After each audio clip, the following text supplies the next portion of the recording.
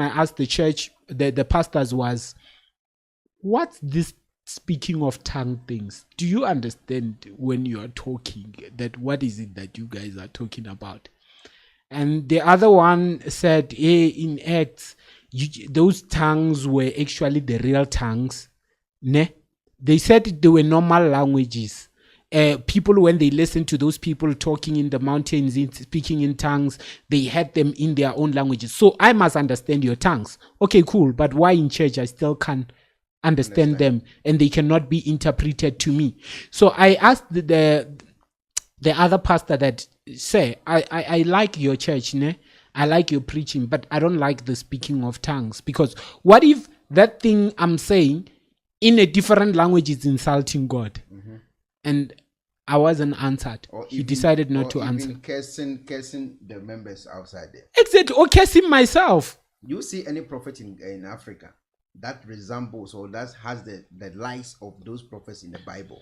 Can I tell you what I think a prophecy is? Mm-hmm.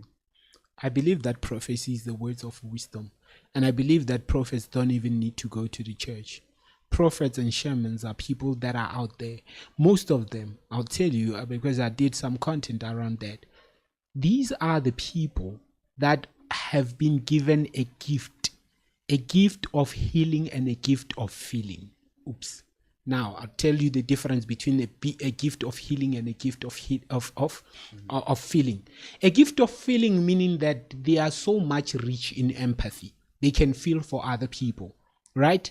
But they can also feel the pain from back then, the generational persecutions. Okay. And I'm talking about the persecutions in the political aspect, the persecutions in family, generational, because some of our families were bewitched back then. But those people are suffering they have that weight on them. They are spiritual people, but they are here to change lives. But the disadvantage is their things are slow because their task is too great. So they take time helping people, but they don't have many people to help them. Those are the real prophet. They go and even advise the wise men that wise men, here you are wrong. And when you read the Bible, the person that came to David and said, David, sleeping with somebody's wife was wrong.